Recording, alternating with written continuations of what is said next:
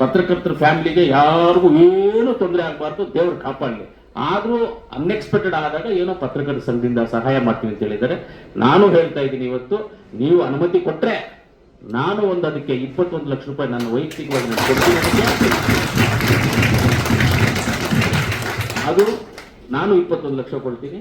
ಆಮೇಲೆ ಸಂಘದಲ್ಲಿ ಏನಾದರೂ ಕನ್ಸ್ಟ್ರಕ್ಷನ್ ಅಭಿವೃದ್ಧಿ ವಿಚಾರ ಇದ್ರೆ ಹೇಳಿ, ನನ್ನ ಕಡೆಯಿಂದ ಸರ್ಕಾರದಿಂದ ನನ್ನ KLED ಫಂಡಿಂದ 5 ಲಕ್ಷ ಕೊಡ್ತೀನಿ.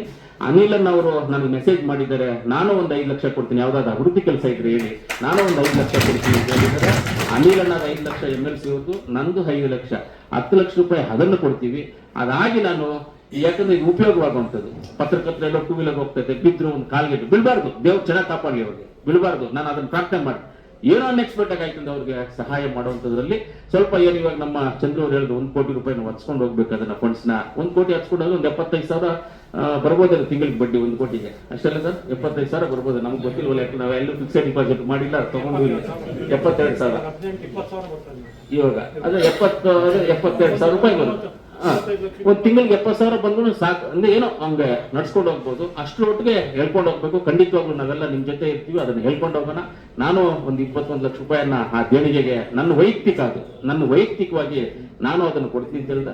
ಆಮೇಲೆ ಪತ್ರಕರ್ತರಿಗೆ ನಿವೇಶನ ಅಂತ ಹೇಳಿದ್ರು, ಸುಳ್ಳು ಹೇಳೋದು ನಾವು ಹೇಳಬಾರ್ದು, ಏನಾಗಿ ಹೇಳಿದ ಮೇಲೆ ನಡ್ಕೋಬೇಕು, ಕರೆಕ್ಟ್ ಇಲ್ವಾ? ಇವತ್ತು 10 ಕಿಲೋಮೀಟರ್ ನಮ್ಮ ಮುಂಡಾಜನವರು 10 ಕಿಲೋಮೀಟರ್ ಸರೌಂಡಿಂಗ್ ಅಲ್ಲಿ ಎಲ್ಲಾದ್ರೂ ಪತ್ರಕರ್ತರಿಗೆ ನಿವೇಶನ ಅಂತ, ಖಂಡಿತವಾಗ್ಲೂ ಸರ್ ಪತ್ರಕರ್ತರಿಗೆ ನಿವೇಶನಕ್ಕಾಗಿ 5 ಎಕರೆ ಜಮೀನು ಕೊಡಿಸುವಂತ ಜವಾಬ್ದಾರಿಯನ್ನ ನಾನು ತಗೊಳ್ತೀನಿ. ಆಮೇಲೆ ಎಲ್ಲಾದ್ರೂ ನಿಮ್ಗೆ ಗೊತ್ತಿರುವಂತ ಜಾಗದಲ್ಲಿ ಗೌರ್ಮೆಂಟ್ ಜಾಗ ಇದೆ ಅಂತ ಹೇಳಿದ್ರೆ ನೀವು ಅಂತದನ್ನ ಮಾಹಿತಿ ಏನಾಗಿದೆ ಇದ್ರೆ ಮಾಹಿತಿ ನನಗೆ ಕೊಡಿ, ನನ್ನ ಖಂಡಿತವಾಗ್ಲೂ 5 ಎಕರೆ ಕೊಡಿಸುವಂತ ಕೆಲಸ ಮಾಡ್ತೀನಿ ಅಂತ ಹೇಳ್ತಾ, ಆಮೇಲೆ ಇನ್ನ ಒಂದನ್ನು ಹೇಳ್ತೀನಿ ನಾನು, ಒಂದು ವೇಳೆ ಸರ್ಕಾರದಿಂದ ಕೊಡಕ್ಕೆ ಆಗ್ತಾ ಇದ್ರೆ ಬೇರೆ ರೀತಿಯಲ್ಲಿ ಏನ್ ಮಾಡ್ಬೇಕು ಅಂತ ನನಗೆ ಗೊತ್ತಿದೆ, ಅದು ಪಬ್ಲಿಕ್ ಆಗಿ ಹೇಳ್ತಾ ಇದೆ, ನಿಮ್ಮ ಹತ್ರ ಬರೀತೀರಾ ಬೇಡ, ಅದನ್ನು ನಾನು ಮಾಡ್ತೀನಿ. ಒಟ್ಟಿನಲ್ಲಿ ಯಾವುದೋ ಒಂದು ರೀತಿಯಲ್ಲಿ ನೀವು ಮಾಡ್ಕೊಡುವಂತ ಜವಾಬ್ದಾರಿಯನ್ನ ನಾನು ತಗೊಂಡು ನಾನು ಮಾಡ್ತೀನಿ. ಅದನ್ನ ಖಂಡಿತವಾಗಿ ಕೊಡಿಸ್ಬೋದು, ಅದ್ರ ಕೊಡಿಸ್ಬಿಟ್ಟು ಅದರಿಂದ ಸೈಟ್ಗಳು ಮಾಡಿ ನೀವೆಲ್ಲ ಪತ್ರಕರ್ತರು ಹಂಚ್ಕೋಬಹುದು. ನಾನು ಹೇಳ್ತಾ ಇರೋದು ಜಿಲ್ಲಾ ಪತ್ರಕರ್ತರ ಸಂಘಕ್ಕೆ ಕೊಡಿಸ್ತೀನಿ ಅಂತ ಹೇಳ್ತಾ ಇರೋದಲ್ಲ, ಈ ತಾಲೂಕಿಗೆ ನಮ್ಮ ಕೋಲಾರ ತಾಲೂಕವ್ರಿಗೆ ಹೇಳ್ತಾ ಇದ್ದೀನಿ ನಾನು. ಕೋಲಾರ ಅಷ್ಟೇ ತಾಲೂಕಲ್ಲಿ ಕೊಡಿಸ್ತೀವಿ, ಜಿಲ್ಲಾ ಪತ್ರಕರ್ತರ ಸಂಘದಲ್ಲೇ ನಾವು ಮಾತಾಡ್ತಾ ಇದ್ದೀವಿ. ಆದ್ರೆ ಇಲ್ಲಿರ್ತಕ್ಕಂಥ ಹೌದು, ಓಕೆ ಸರ್, ಹಂಗೆ ಪರವಾಗಿಲ್ಲ. ತಾಲೂಕು ಅಂತ ನಾವ್ ಹೇಳ್ಬೋದು ಸರ್, ಆಯಾ ತಾಲೂಕಲ್ಲಿ ಅವ್ರು ಕೊಟ್ಟರೆ ಚೆನ್ನಾಗಿರುತ್ತೆ ಸರ್, ತಾಲೂಕಲ್ಲಿ ಅವ್ರು ಕೊಟ್ರೆ ಚೆನ್ನಾಗಿರುತ್ತೆ ಅಂತ ಅನ್ಕೊಳ್ತೀನಿ. ನಾನು 5 ಎಕರೆ ಕೊಡಿಸುವಂತ ಕೆಲಸವನ್ನ ನಾನು ಮಾಡ್ತೀನಿ, ಅದರಲ್ಲಿ ಏನು ಡೌಟೇ ಇಲ್ಲ. ನೀವು ಅದನ್ನ ನಾನು 5 ಎಕರೆ ಕೊಡಿಸ್ತೀನಿ ಅಂತ ನೀವು ನಂಬ್ಕೊಳ್ಳಿ, ನೀವು ಬರ್ಕೊಳ್ಳಿ, ಪೇಪರ್ ಅಲ್ಲಿ ನೀವು ಪರ್ಮನೆಂಟ್ ಆಗಿ ಬರೀತೀರ, ಅದು ಬರ್ಕೊಳ್ಳಿ, ನಾನು ಕೊಡಿಸ್ತೀನಿ, ಗ್ಯಾರಂಟಿಯಾಗಿ ಕೊಡಿಸ್ತೀನಿ ಅಂತ ನಾನು ಹೇಳ್ತಾ, ಆಮೇಲೆ ಈ ದೇಣಿಗೆಗೂ ಕೊಡ್ತೀವಿ. ಖಂಡಿತವಾಗ್ಲೂ ನಾನು ನಮ್ಮ ಕೋಲಾರ ಪತ್ರಕರ್ತರು ನಾನು ಒಂದು ಹೇಳ್ಕೊಳ್ಳೋದಕ್ಕೆ ಇಷ್ಟಪಡ್ತೀನಿ. ನಮ್ಮ ಪತ್ರಕರ್ತರ ಬಗ್ಗೆ ಕೆಲವರು ಎಲ್ಲರೂ ಬಂದ್ಬಿಟ್ಟು ತಪ್ಪು ಮಾಹಿತಿಗಳು ಇದು ಮಾಡ್ತಾರೆ, ಏನಂದ್ರೆ ಈ ದುಡ್ಡುಗೋಸ್ಕರ ಹೋಗ್ತಾರೆ, ಇಲ್ಲಿ ಹೋಗ್ತಾರೆ, ಇದು ಹೋಗ್ತಾರೆ ಅಂತ. ದೇವರಾಣೆಗೂ ಇದುವರೆಗೂ ನಾನು MLA ಆಗಿ 2.5 ವರ್ಷ ಆಗಿದೆ, ನನ್ನ ಹತ್ರ ಯಾರೂ ಬಂದಿಲ್ಲ ಸರ್, ನನ್ನ ಹತ್ರ ಯಾರೂ ಬಂದಿಲ್ಲ, ಕೇಳಿಲ್ಲ. ನಮ್ಗೇನಾದ್ರೂ ಸಹಾಯ ಮಾಡಿ ಅಂತ ಯಾರೂ ಕೇಳಿಲ್ಲ, ಯಾರು ಸಹಾಯ ಮಾಡಿ ಅಂತ ನಮಗೇನೂ ಕೇಳಿಲ್ಲ, ಯಾರು ನನ್ನವರೆಗೂ ಇವತ್ತವರೆಗೂ ಬಂದೇ ಇಲ್ಲ.